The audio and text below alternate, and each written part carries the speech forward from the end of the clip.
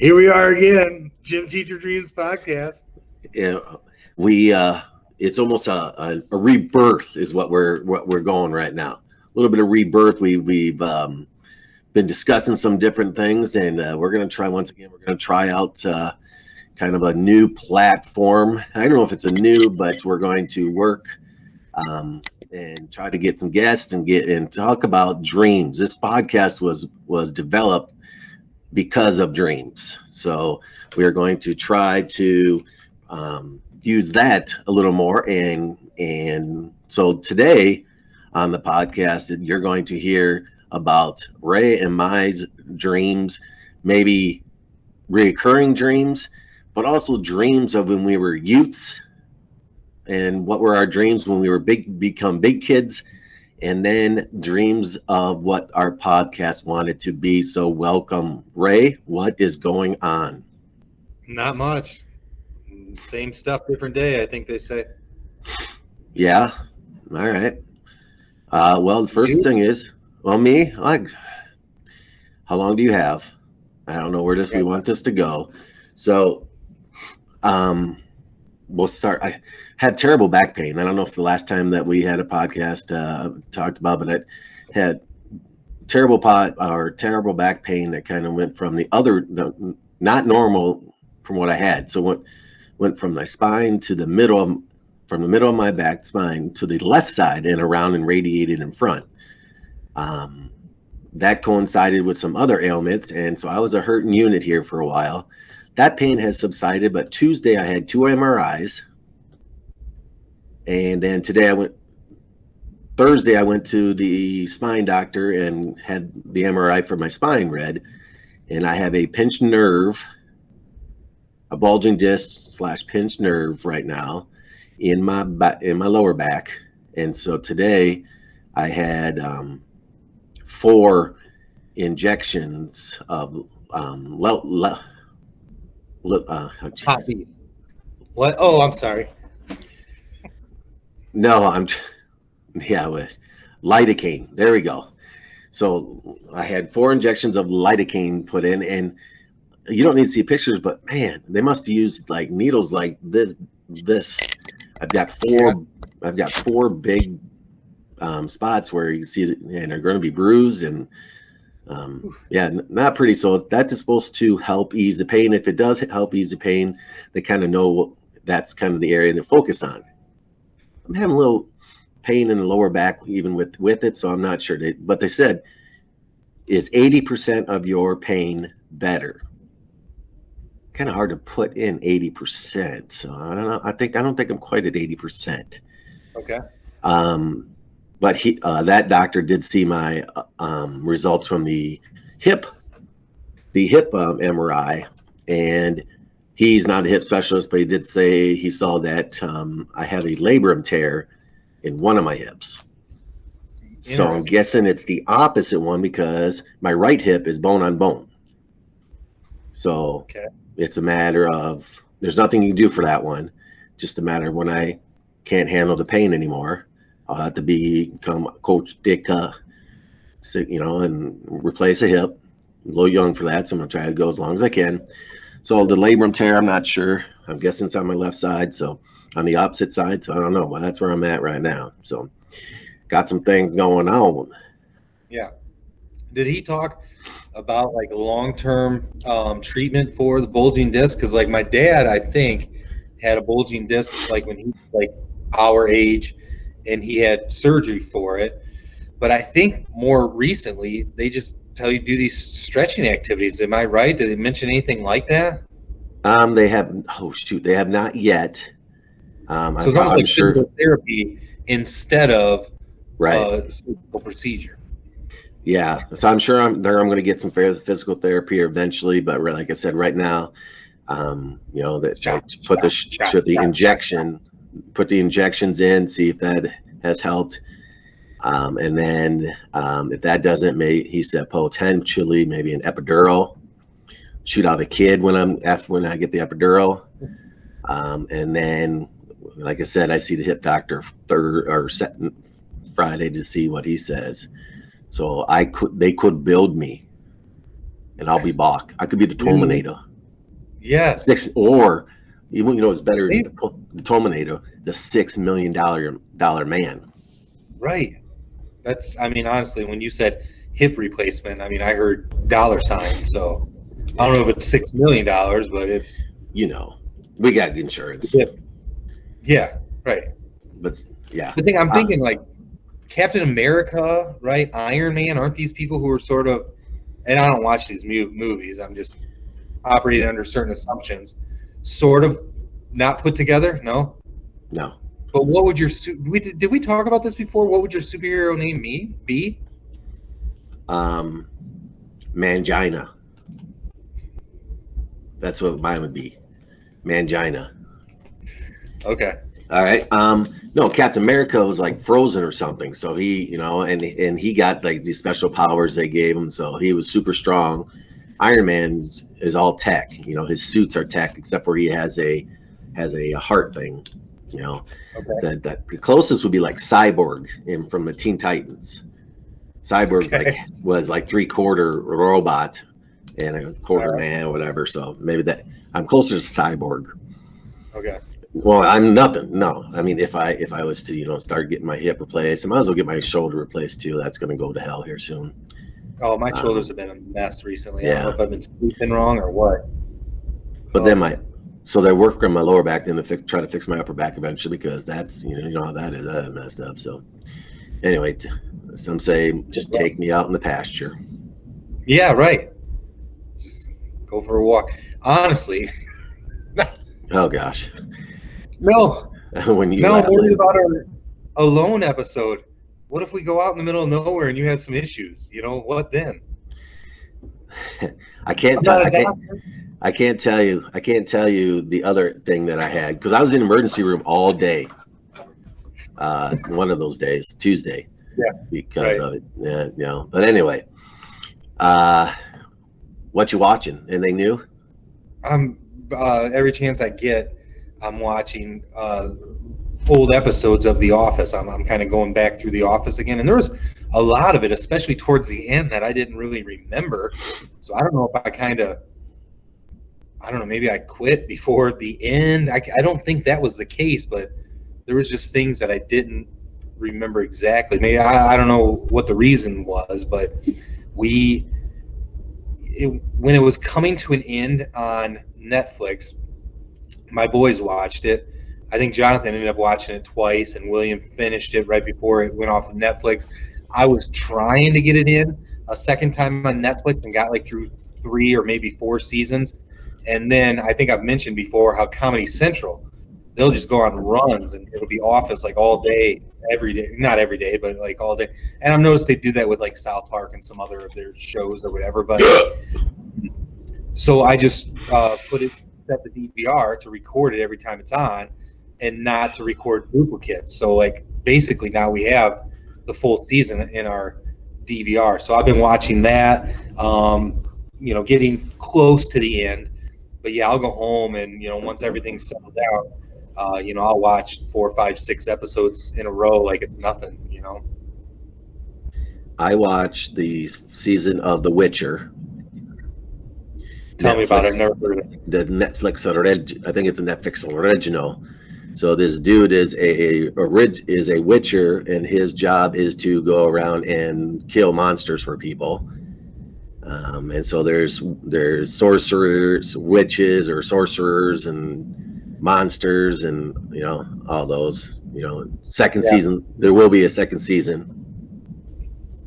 And then Heather and I are watching Weeds.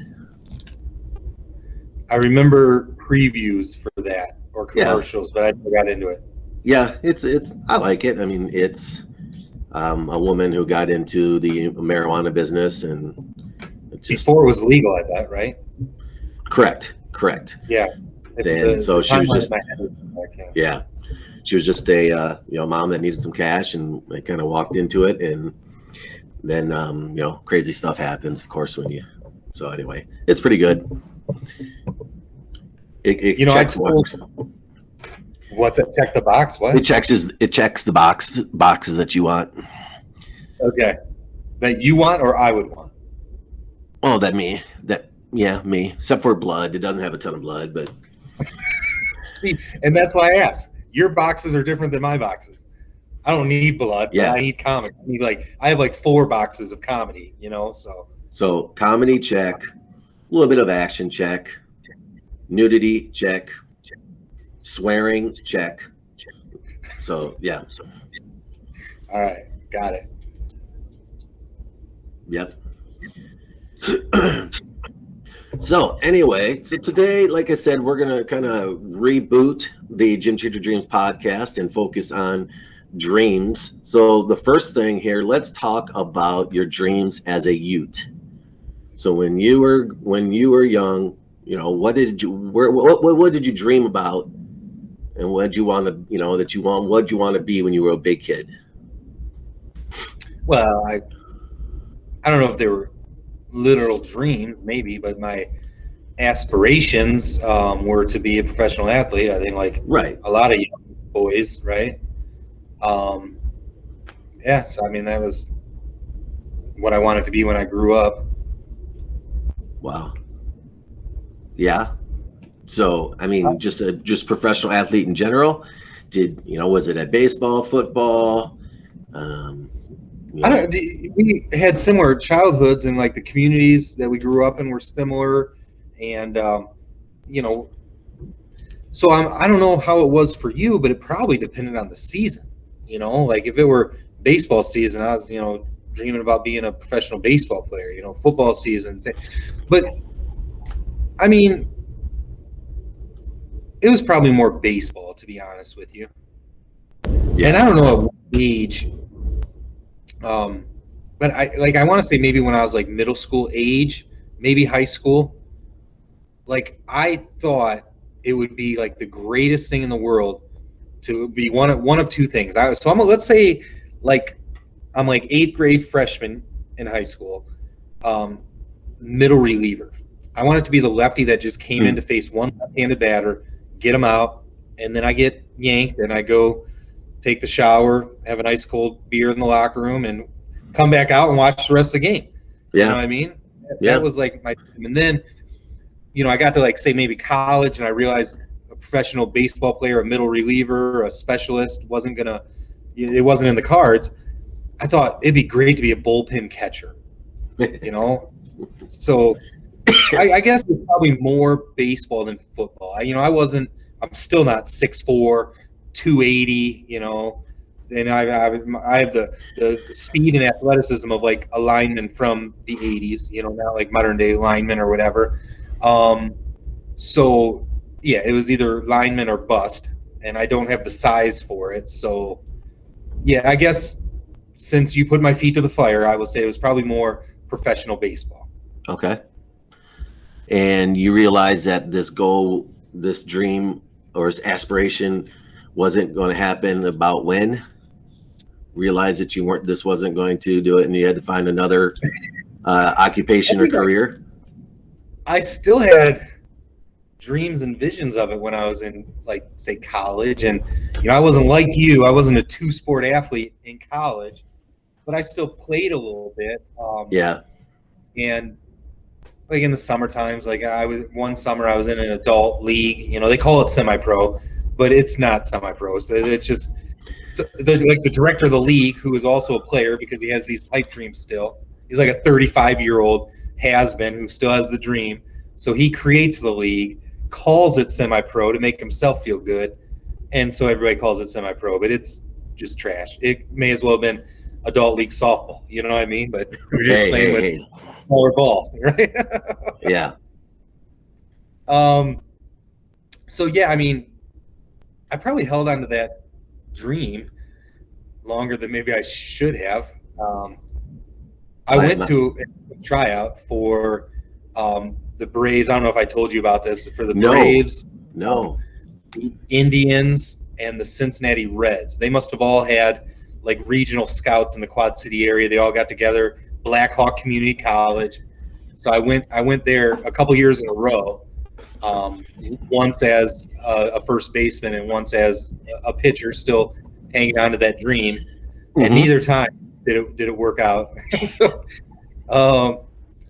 but yeah, so I guess you asked how long I held on to that dream. Probably longer than maybe I should have. Yeah. Well, my pitching coach at the U, he still talked about that. That was his dream, to get to. How old was he? Make me Uh, feel better. How old was uh, really, he's probably about, wasn't that much older than we were, so he's probably about 50 now. But So the movie The Rookie probably came out about that time. So dudes like him were probably holding out hope that they could still reach 90 and find the yeah, right team and whatever. yeah. Well, I wanted to be two things, as you probably know already, because we've discussed it. But in terms Ninja. of, I want to be a ninja. Yep. I mean, I dressed up as a ninja like 3 times on Halloween. I watched all the ninja movies. I made myself my own throwing stars. Worked on my sword game. Can I pause right there? Yeah. I don't forgive me. So Shadfly days, that happened in Savannah, is that Right. It stopped relatively early, but yes, there were some Shadfly days. Yeah. So we had Dutch days in Fulton, right? Yeah. And there were these little booths, right? Some people selling incense and some people selling, just like soup, like all dry stuff in mason jars, and you just add water and clothes. And then there was always a booth, baseball cards, and then there was a booth. A dude was selling like ninja stuff. I know throwing stars were there because plenty of my friends were buying ninja throwing stars, legit ninja I throwing know. stars. I know. And even back then, here's like 12-year-old Ray Borgman. I'm like, guys, this is a horrible idea. Someone's going to lose an eye. You know what I mean? Like I went home for my own safety.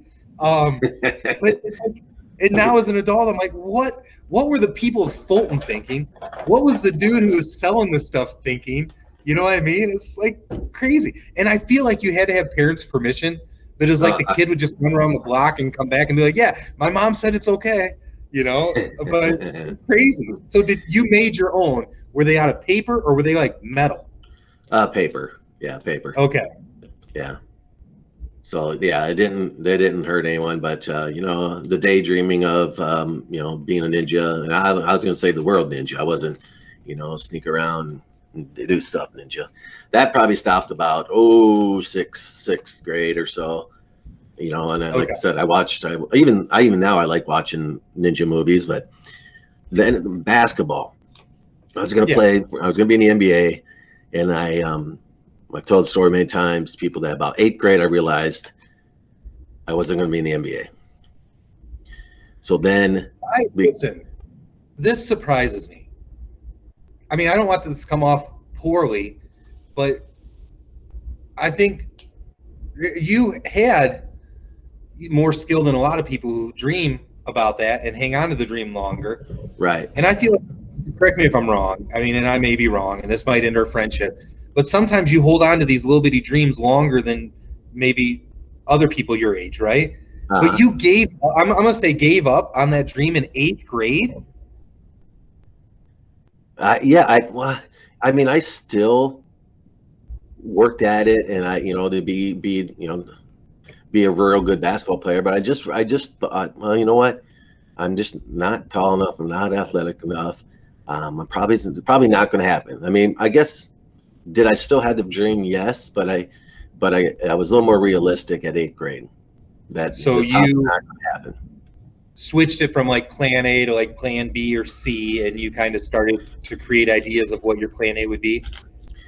Yeah, and I knew I wanted to coach, and so I've always been quote unquote student of the game. And so, I watched the game and learned a lot of stuff just from watching, like the Larry Bird and coming off screens and Byron Scott, same thing. And then I'd go out and be them. But once again, I was one of those guys that, still dreamed and go out and play 1-on-0 Lakers versus the Bulls. And I would keep stats on it, and stuff like that. And so, I mean, the dream, yes, but basketball is still very, very important to me. It just, I've realized it wasn't going to be in the NBA, so only in my dreams. Every once in a while, I still have a daydream where I dream that I crushed it in the NBA.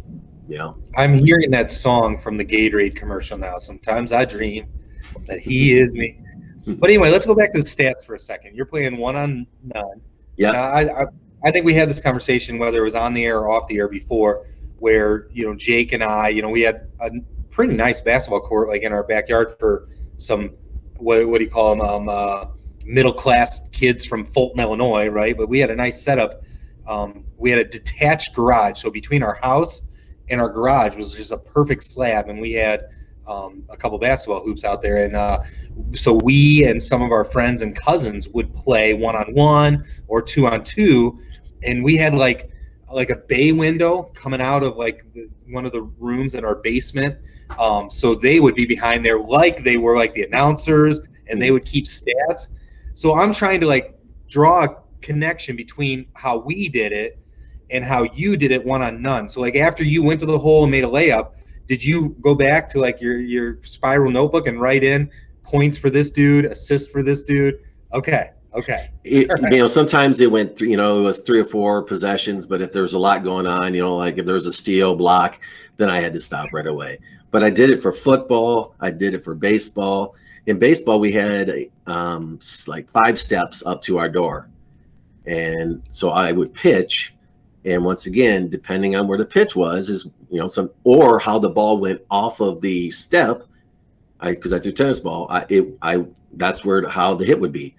And so I did the same thing. I mean, I kept stats for all of it, or I would throw it up to me in my backyard and hit it. And yeah, did a lot of that, I wish your parents had like a camcorder. I know. And especially and snuck it in where they could actually hear me because because we hear Magic passes over to Scott, into Cream, one dribble sky hook. No good. David Robinson with the rebound and off they go. That's what would be happening. So yeah, that's what my dream was, and that's what I'm a big stat guy. I like stats in sports. I really do. Yeah. So, I struggled, and I tell this story a lot. In fact, I think it came up earlier today where when I was young, it was hard for me to see anything past like my nose, past the tip of my nose in terms of planning for the future and stuff. So I didn't know what I wanted to be when I grew up until I was like halfway through my college career, and I was like, man, I'm taking these classes. I better figure out what I want to do, So, yeah, I mean, you asked how long, I held on to, being a professional athlete or whatever. Yeah, it's hard to pinpoint exactly when, but I don't know, it's hard to remember exactly when things changed or when my dreams and aspirations went in different directions, but it's mostly because I just wasn't good at thinking forward, Yeah. Whatever. I was undecided probably for my first 2 years of school because I knew I wanted to coach, but I didn't quite know if I wanted to teach. And then, then it came down to, well, I had to make a decision, and you went with what you're good at. And I was not good at a lot of things, but sports I was. And, I had been working with the Park District. So, I did tennis lessons for kids and basketball. So I had been working with kids. So I went into teaching. So, yeah. Yeah, I guess I had a similar path and a similar story. But then my dream went from coaching, wanted to coach at the college level, and actually had a couple opportunities. And I actually did 1 year with Coach Davison. I found my contract. I made I think $2,500 that 1 year. Nice. At Clark. But then, I had an offer to a guy, ended up, he was at a JC in Kansas. And, I said no because 1, I didn't know about the money, and 2, family. I chose family over coaching college basketball, Yeah. So, yep. But yeah, so NBA, no, just college atmosphere, sure. Sport, basketball. Yeah. So then at some point, and I think it was probably, this is all going through my head now, but I know I went on a couple college visits and spoke with people in their like communications department because I thought, maybe I would be like a broadcaster or whatever. Of course, it was probably like, oh, after I am a great athlete, a professional athlete, I'll then go into, you know, the booth and call games like Tony Romo or whatever. So I know that like doing something like that, and I think being one of the dudes on ESPN seemed appealing. So that was a dream of mine at some point in there also, when I was trying to imagine what I would be when I grow up, or, you know, what path I should choose in college. So that was part of it. Very similar to what you said. At one point, I sat down with an advisor at Elmhurst College, and we're like, let's figure this out, because, you know, you're just, not that I was, you know, wasting my time or whatever. I had like a path, but he's like, this is going to take you 6 years at the rate you're going. So let's figure this out and get serious. And like you, I was like, what have I done my whole life? You know, what have I been good at my whole life? So because of that, we narrowed it down to being a PE teacher, and coach obviously kind of goes hand in hand with that. I did write a paper when I was a senior in high school, and, you know, it must have been, what are you going to be? Where do you see yourself in like 10 or 15 or 20 years or whatever it was? And the paper was as head coach, youngest head coach in Division I history of the Boston College Eagles. And I don't know why I picked Boston College necessarily, but yeah, that was. Maybe I can do a little digging. How you found your contract? Maybe I can find that old paper. But I said I came pretty close, so it must have been. I don't know where. I was 30 years old, if I remember right, when I coached that 1 year at Aurora University. And I thought to myself, that's about the right timing of that paper I wrote way back when, you know, when I was 17 years old. So, I mean, obviously it's a huge jump from Aurora University to head coach at Boston College. But still, you know, to be a college coach and to have said, predicted in that paper that I would be coaching college football, I mean, I was kind of proud of myself at the time, but yeah, whatever. Well, you know, one of the things, like I said, that we're pushing, you know, we're going to kind of get people on our, you know, we had these dreams.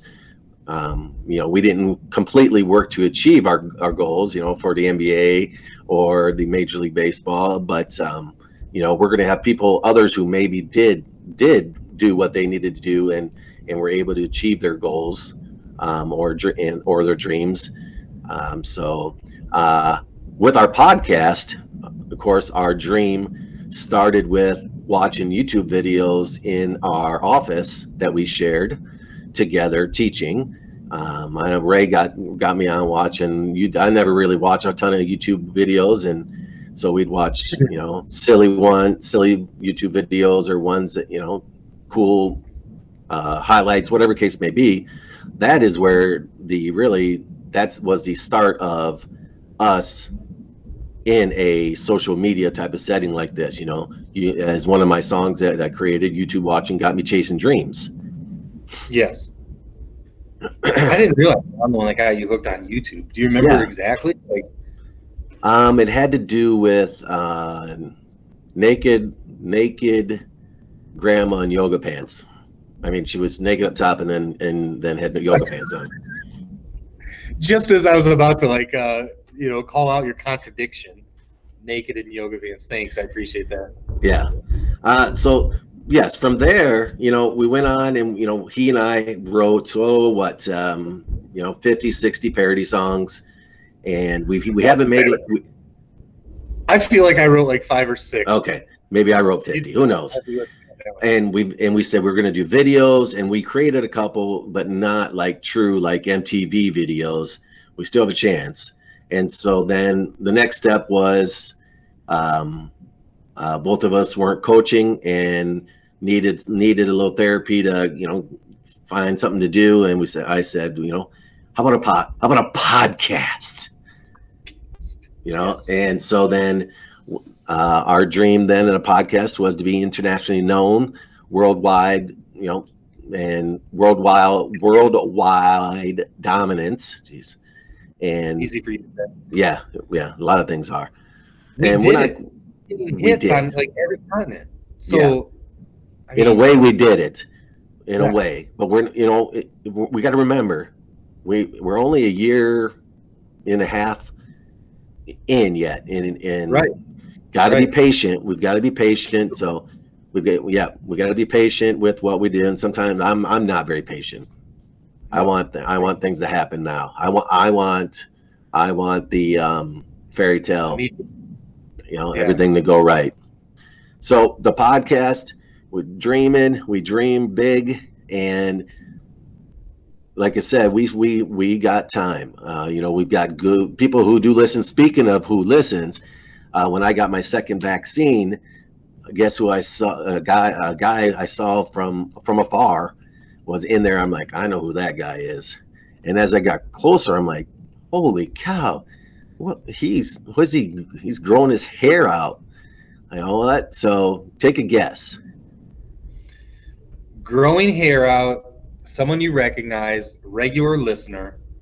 Yeah, not so much anymore. Until he was a regular listener until we moved to Anchor, and now he says we don't know where to find us, which I find that pretty poor. But he actually gave us props because he said the last one he listened to was the Coach Ryan episode, and he said that we did a great job on the interview.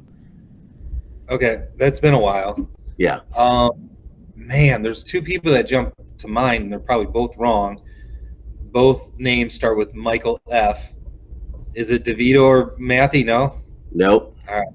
Nope. This guy was, he did a little law enforcement, did a little substitute teaching. No way! Mr. Borchard? Yes, sir. Yes, that all sir. adds up. Yeah. See, his hair was, I'm like, dude, what are you doing? He's like, I got to, before I didn't say, I said, growing your hair out? And before I could get out, he's like, it's getting cut here next week or something. Now I need to see him. I need to go see him. I got to see his hair. So, yeah. So he and I, held hands and got a shot together. And in the recuperator, I cannot speak. In the room, we, discussed some things going on. With Kevin McCall was there also. But no, I got to hang out with Mr. Borchard for about 45 minutes. Did Kevin McCall announce the action between the two of you in your conversation? No, he was announcing. Okay, now up, Sally Jackson getting a shot in her left arm. Yeah. So yeah, Bob Borchard, man, I miss that guy. Yeah, I love him. He's great. Yeah. So now and I had this idea. I left Ray a voicemail, about a 6-second voicemail. And go ahead. You remember what I said? Well, I got my phone here. Let me see. I don't even know how to find my voicemail on this stuff. But it was like podcast, dreams, something. It was like real short. You were just sharing words. Yeah. And it was something like, a new podcast idea, just, dream, people reaching their goals or reaching their dreams and aspirations. So, and it was it. I didn't explain it it was less than that, actually. But I pretty much knew what you said or what you meant. Yeah. So, we're going to focus on, like I said, people, whether they're have achieved their goals and are in a position, for example, for sure we got to get one of my goals is to get the Neiman's and hopefully the whole family, but Ben, who's played in back-to-back Super Bowls. I did talk to a doctor, and so I'm going to get him on. So just people that have worked hard, put the time in, and maybe had a dream or kind of walked into it and kind of go through. I would like to have Darren back on, kid from Savannah that went to Hollywood.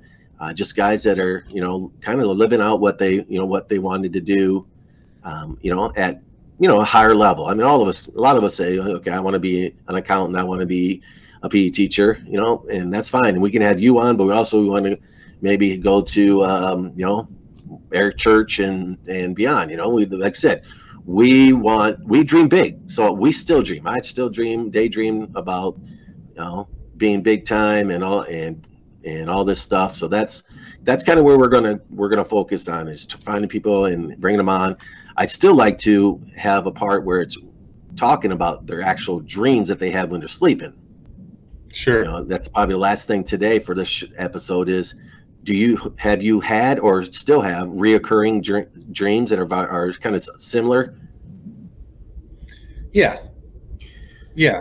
So what's your recurring? Because I'm going to Google it and see what it says about it. Oh, you know, I don't know if this book belonged to my wife, but when we started dating, she was a student at NIU, and you know, like 6 girls living in a house. That's every guy's dream.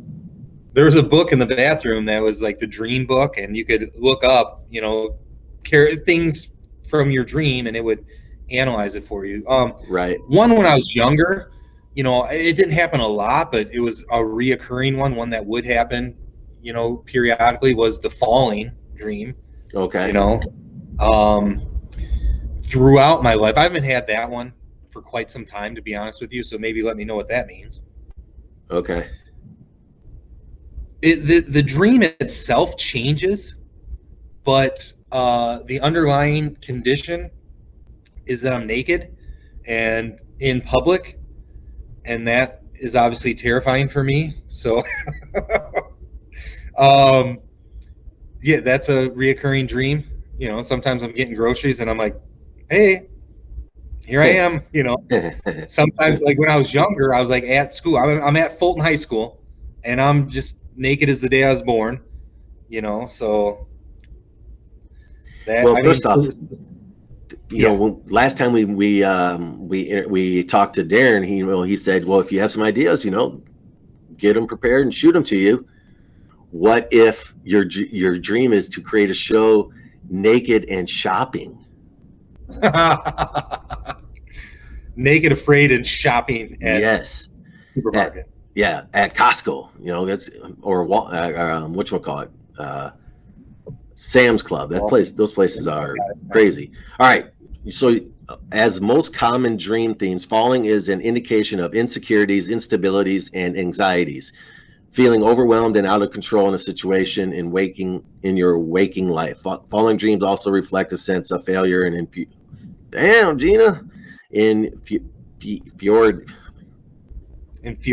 I can't say it either. Yeah, inferiority. Yes, in some circumstances or situation. So check. Yeah, mostly. So mine that I had quite a bit was, you know, people chase me all the time, but especially people chase me in a church. So I love it. So let's see here. Dream Bible says, you may represent your wish to avoid someone you can't trust at all. If you dream of being chased by a person, ask yourself what characteristics stand out the most. I gotta get into the episode. And something you may feel is impossible to overcome or defeat. You may feel stressed or threatened. It may also reflect something that you don't want to acknowledge. You may have anxiety, strong fears, insecurities, or may have guilt, situations you find emotionally dangerous. Your actions of the dream parallel your waking life reaction to pressure, fear, or stress. Instead of confronting the situation, you are running away from the issue. Now, also the last thing with that is I could never run though. I always had a bad leg or I just couldn't get there. So maybe next time, you know, we'll continue on. But that was one that I had quite a bit, and it was a church I didn't go to. Yeah, but yeah. So that was a reoccurring dream, and I have some more too, like Braveheart battles, and that's more or less where I can't run. So yeah, I have quite a few recurring dreams. Got it. All right. Well, this is whatever we decide. This is, like I said, the reboot of the Gym Teacher Dreams podcast, where we focus on dreams, and people have turned their dreams into reality, or we break down their dreams and see what it means. Talk about dreams when you were a youth. So hopefully that you enjoyed the conversation today, and we're still dreaming. We're good. We're, like I said, if you look at we're just two gym teachers dreaming big. Want to take over the world. All right. Well, help us save the world by telling a friend. yes. Please tell a friend if you enjoy the podcast, and have that friend tell another friend, and that friend tells another friend. And next thing you know, all your friends are there here listening to us, and we appreciate it. Thank you. And until next time, America, one more time, Ray, let them know. Tell a friend. Tell a friend, and we love you. Bye.